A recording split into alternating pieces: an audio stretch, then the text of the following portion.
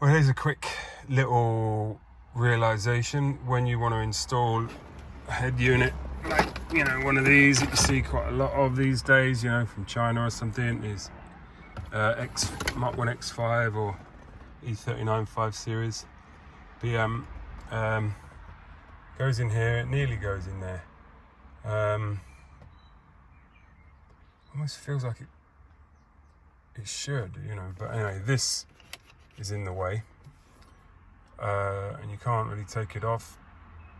So in order to get all this out and put their brackets in and all the rest of it, which will give you a bit more room, I suppose, in order to do that, you have to get all this off. You have to drop using releasing those and underneath the dash as well, to drop this whole part down. And then when you do, you can pull this out. When you're assembling the car, it kind of makes sense, I suppose. You put this thing in and then you cover it up with stuff and it really holds it in place. To disassemble, it just seems a bit ridiculous. But anyway, there we go. It's time for me to just get on and do it.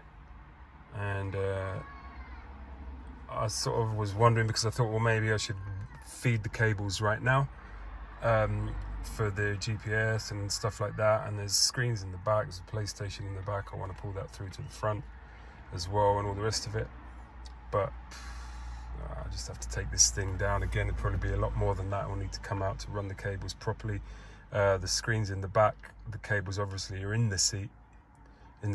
So there's a bit to do to get multiple inputs going both ways, from front to back and back to front, sort of thing, so you can watch.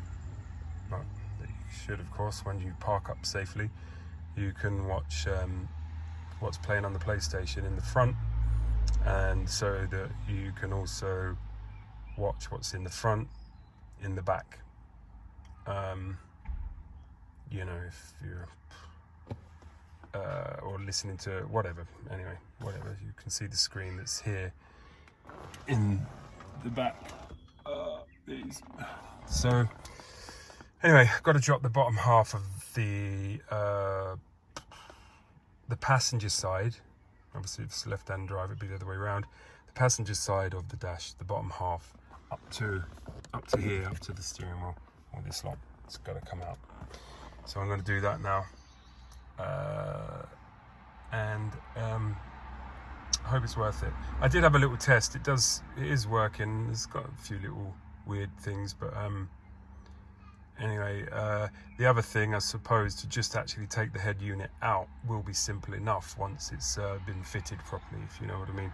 So yeah, maybe not all is lost, but you know what it's like. You buy something, you just want it in there now, and you start undoing things. There's always that feeling that something could go wrong, but it should be pretty straightforward. Just a bunch of screws and drop the dash. All right, cheers. Bye.